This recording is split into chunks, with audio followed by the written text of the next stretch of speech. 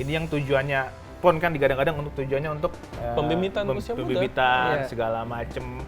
Tapi malah kejadian kayak gini. Kita pasti pengen merindukan dong supaya ada buas-buas lain, Andi Ya, Firmansyah iya, yang Andi muncul dari Firmansyah. PON. Ricky Cawor Iya, Yang baru ya? muncul yang dari- baru tuh 2021 Ricky Makanya Cawor kan, tuh. kita pengen tuh sepak bola Indonesia ada wonderkid kayak gitu kan. Gimana dulu kita ngeliat Boas Keren dari banget dulu. PON tiba-tiba langsung dilirik Peter Witt ya, kalau Peter Iya. White itu nggak salah langsung Peter jadi Witt. masuk Peter Witt. timnas kan. Wah, luar biasa. Sekarang kita menunggu gitu yang kita disajikan malah kekerasan kayak gini kan. Kita ribuan pulau, punya pulau-pulau kecil yang banyak, dan kita lihat pemain-pemain kita dulu di era Primavera, di era Beretti, atau tim pelajar kita bisa juara di Asia. Artinya kan memang di level usia mudanya bagus. Tapi kenapa belum masuk senior? Nah itu Ya, kenapa dia tuh? belum. Nah itu kenapa tuh? Kalau gue pikir mentalitas kompetisi di level senior kita masih belum.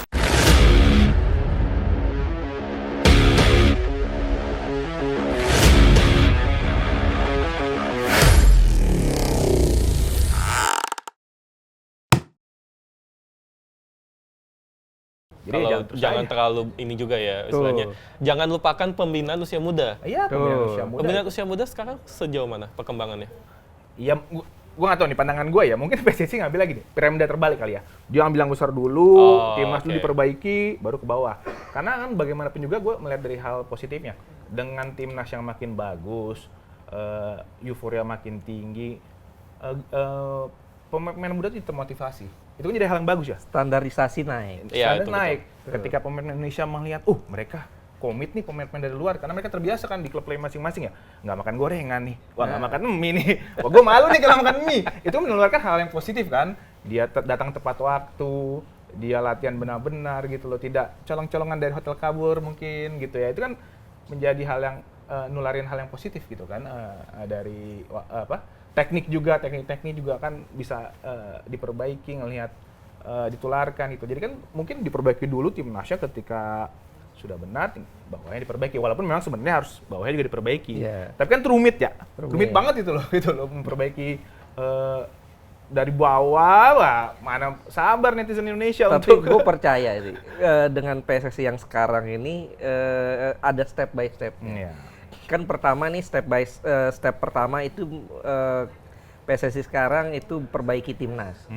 Setelah timnas sudah mulai oke, mereka turun ke liga, kompetisi dikasih VAR, dikasih wasit yang bagus, dikasih sanksi yang berat, sanksi yang tegas, dan kita bisa lihat sekarang nih kompetisi Liga 1 sudah itunya levelnya udah mulai Naik ya? naik, Perlahan ya? perlahan naik, walaupun masih ada riak-riak, it's okay, sudah naik. Nah sekarang nanti mungkin tinggal setelah itu pembinaan usia muda gitu, step by step lah, karena memang PSSI itu sepak bola Indonesia itu kusut. Kita sudah dipimpin sama beberapa jenderal loh. Jenderal polisi pernah, jenderal TNI pernah, Pengusaha juga ya? pernah, Politikus gagal. pernah. Politikus pernah, gagal. Politisi. Iya, gagal. Sekarang ya ada arah ke tren yang positif ya kita dukung. Kalau melenceng lagi ya kita kritik. Kita sebagai publik ya fair aja, bagus kita dukung, Enggak, kita kritik. enggak kita kritik gitu. Meskipun terkadang orang suka bilang, bukankah muara kompetisi itu adalah timnas? Iya. Tapi sebenarnya kan PSSI juga membangun itu juga. Betul. Artinya saya PSSI mengambil langkah yang beriringan gitu. Jadi kompetisinya juga dibenerin, timnasnya pun juga dibenerin. Nah, salah satu muara dari timnas adalah pembinaan usia muda. Ya. Yaitu ada salah satunya PON. Ya. Yang dimana itu isinya banyak pemain muda, tapi ternyata tiba-tiba ada kontroversi sampai Erick Thohir pun juga turun tangan juga. Ya. Dan kebetulan Bung Ais mengawal PON ya kebetulan ya. Di match kontroversi itu yang netizen udah tahu, apa yang terjadi? Ya kalau gue nilai itu ya ada ada asap karena ada api ya. Karena memang kepemimpinan wasit saat itu ya, wasit yang memimpin pertandingan itu sangat kontroversial sekali. Banyak sekali pelanggaran-pelanggaran yang harusnya diberikan untuk Sulawesi Tenggara. Itu pertandingannya Aceh melawan Sulawesi Tenggara. Aceh tuan rumah ya. Sulawesi Tenggara. Sulawesi Tengah-tengah. Tengah, Nggak ikut ya? Sulawesi Tengah.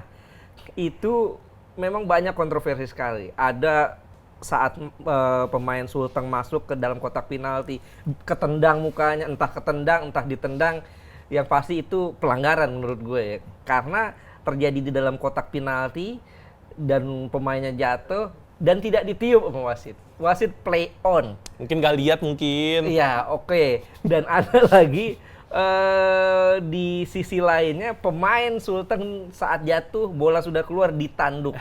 Ditanduk. Entah tanduk entah sih, kayaknya tanduk sih. Mungkin dia kira dia Zidane kali ya. Dan lagi posisi jatuh itu terekam kamera. Tidak juga ada foul gitu ya. Kalau foul it's okay lah, itu karena bola sudah keluar ya. Itu kartu harusnya. Tidak juga, dan banyak lagi pelanggaran-pelanggaran. Sementara di sisi lain saat pemain Aceh dilanggar langsung kartu. Langsung kartu merah. Kemudian juga terakhir penalti itu sampai 2 kali dan dua-duanya penalti goib ya. Wajar kalau seandainya, gua nggak bilang wajar sih. Enggak dong, jangan dong. Iya, artinya wajar emosi. Tapi Wajar lagi lu bilang tuh. iya. Wajar emosi ya. Kita maklumi ya. Iya, emosinya wajar. Gue Ya. memaklumi emosinya. Iya. Emosi pemain Sulawesi Tenggara, kemudian pelatihnya itu Zulkifli Syukur, pelatih Sulteng. Sulawesi Tengah, sorry. Salah mulu tengnya itu ya. Sulawesi Tengah. Emosinya wajar. Tapi yang gue tidak tolerir adalah kekerasannya, Caranya. pemukulannya. Itu yang menurut gue apapun salah. Iya. Di dalam sepak bola apapun tidak boleh dengan kekerasan. Itu yang dilakukan itu Muhammad Rizky namanya. Muhammad Iya, Rizky. Back itu back bagus asli. Itu back bagus, susah sekali ditembus, solid defense-nya segala macam, tapi sayang dia tidak bisa menahan emosi itu. Itu bahaya loh saat wasit lari dipukul, di jab itu ya, bukan sekedar dipukul karena dipukul rahang lewat. Wah, itu untung. Langsung KO ya. Langsung Iya, KO karena terkena kepala belakang ya. Dia sempat, kalau gue lihat di situ sempat kejang itu wasit, sempat apa namanya, kayak Lidahnya. menelan Oh, lidah sempat ya. ya lidah tertelan. Oh. Sempat, dan itu sempat ditutupi kan sama steward dan juga pemain-pemain Aceh. Itu sangat mengerikan ya. Artinya memang apa yang dilakukan itu sangat membahayakan nyawa orang. Untungnya alhamdulillah wasit itu selamat gitu. Tapi tetap wasitnya salah dengan segala kontroversinya dan harus diusut. Lisensinya dicabut kata Zulkifli Syukur. Iya, itu kata Zulkifli Syukur ya. Keinginannya. Tapi Keinginan ya. Kita Pak lihat. Ketum PSSI sudah menjanjikan bahwa itu akan diusut. Oh ya. Apakah ada pengaturan skor atau apa. Tapi juga memang saya sepakat dengan Pak Ketum, bukan hanya wasitnya tapi yang melakukan pemukulannya pun harus mendapat sanksi. Sanksi seumur hidup kalau si Rizky kalau nggak salah. Ya. Boleh bermain. Seumur hidup ya? Tahu gak? Tadi kita cek lagi ya. Aduh, sayang banget ya. Belum keluar tapi ya. Udah keluar ya? Belum keluar ya? Iya, tapi memang Ya apapun juga gini, kekerasan itu tidak bisa tolerir Iya. dalam sepak bola. Ini urusannya bisa nyawa loh. Kalau salah pukul, dia lidahnya tertutup. Kita pernah Tertelan. almarhum Khairul Huda. Khairul Huda kan juga lidahnya, karena itu penanganan, apalagi kita nggak tahu penanganan di lapangan seperti apa gitu kan. Jangan sampai tidak ada sepak bola seharga nyawa lah kan. Iya. Gitu. Jangan, nggak boleh kayak gitu. Makanya memang harus diusut wasitnya, pemainnya. Ini yang tujuannya PON kan digadang-gadang untuk tujuannya untuk Pembibitan usia muda. pembibitan Iya. segala macem. Tapi malah kejadian kayak gini. Iya. Kita pasti pengen merindukan dong supaya ada buas-buas lain, Andi Ya, Firmansyah yang iya, muncul Andi dari Firmansyah. PON. Ricky Cawor Iya, Yang baru ya? muncul Yang dari- baru tuh 2021 Ricky Makanya Cawor kan, tuh. kita pengen tuh sepak bola Indonesia ada apa namanya wonderkid kayak gitu kan. Gimana dulu kita ngeliat Boas Keren dari banget dulu. PON tiba-tiba langsung dilirik Peter Witt ya, kalau Peter Iya. White ya, kalau nggak salah langsung Peter jadi Witt. masuk Peter Witt. timnas kan. Wah, luar biasa. Sekarang kita menunggu gitu, yang kita disajikan malah kekerasan kayak gini kan.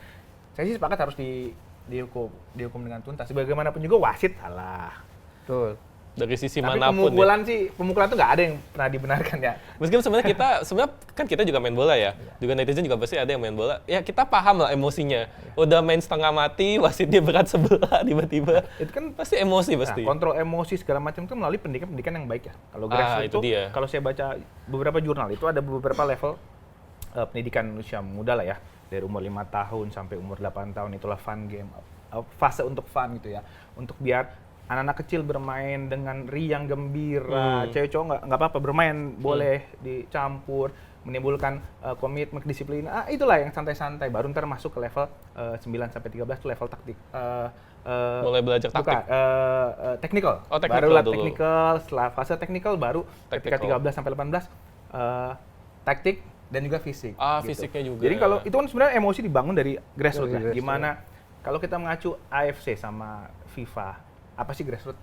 Grassroots itu adalah permainan yang non elit dan non profesional. Dari kecil main bebas, yang penting lu main, yang penting Enjoy. euforia terbangun, sepak bola terjaga dengan baik, atmosfernya baik, bahkan disabilitas itu masuk dalam grassroots. Nah, itu makanya dari awal tuh pemahaman grassroots jangan sampai salah. Grassroots itu adalah permainan yang benar-benar fun gitu loh. Buat membangun dari hati itu main bola tuh kita senang dari kecil. Kalau sepak bola tuh bukan kompetisi, hajar dari kecil. Jangan dihajar. Kita juga sebagai orang tua banyak yang salah nih SSB nih. Umur grassroots hajar kakinya. Itu juga kita tuh termasuk yang salah loh. Itu nggak boleh loh Hajar sebenarnya. kakinya. Dari awal tuh udah biarkan anak kecil main bola dulu. Nanti juga ada tahapnya ketika naik level berikutnya barulah dia ngerti buka ruang, dia ngerti Dan taktik. juga kalau menurut gue banyak yang salah di kita itu level grassroots, level anak-anak itu jangan dituntut menang. Iya, itu yang tadi. Ayo menang. Jadi sehingga kadang-kadang nih ada SSB, nggak semua ya. SSB mana tuh? Kadang-kadang. Kadang-kadang. Ada SSB yang harus menang sehingga ngambil dari tim lain, cabutan ya? Bajak. kemudian bajak pemain segala macam, nyuri umur. Masih ada ya nyuri umur ya? Ya, Wah, itu mah agak rahasia. gimana ya? Rahasia. Itu Agak sulit lah rahasia umum lah. dihilangkan lah itu Iya, hal kayak gitu lah. gitu. Itu artinya kan mereka ingin menang gitu. Betul gitu. Ingin menang tuh bagus. Cuman ya ini level-level bawah itu harusnya pendidikannya dulu yang ditekankan. Ya sehingga ke atasnya nanti mentalitas pemain-pemain kita udah mentalitas Iya. yang fair, mereka berpikirnya fair bukan cuma sekedar menang gitu. Sportif. Ini yang perlu ditekankan oleh pelatih-pelatih level usia muda kita. Jangan sekedar menang lah. Menang bonus aja gitu loh. Kalau Padahal- menang bonus. Padahal belum tentu ya, lu menang tapi main bagus belum tentu Belum kan? tentu, Iya. betul. Istilahnya yang penting fun dulu, nikmatin dulu. Biasanya kalau lu udah ngelakuin hal yang lu senengin, hasilnya bagus ya. Ya, itu dari Betul. level bawah makanya harus dibangun tuh sudut pandang itu ya dari kecil. Dan juga pastinya pemain muda ingin berkembang, ya kan? Iya, tentu. Masalahnya adalah ladangnya, begitu ladangnya. Jadi kepada siapa pemain muda berharap bisa mengembangkan talentanya? Iya, gini loh. Kita perhatiin deh, pemain-pemain muda kita itu potensinya luar biasa. Oh iya, betul. Kita ribuan pulau, punya pulau-pulau kecil yang banyak, dan kita lihat pemain-pemain kita dulu di era Primavera, di era Beretti, atau tim pelajar kita bisa juara di Asia. Artinya kan memang level usia mudanya bagus. Tapi kenapa belum masuk senior? Nah itu Ya, kenapa dia tuh? belum. Nah itu kenapa tuh? Kalau gue pikir mentalitas kompetisi di level senior kita masih belum. Mentalitas artinya gini loh, bahwa untuk jadi seorang olahragawan tuh harus disiplin. Makan harus jaga, istirahat harus jaga.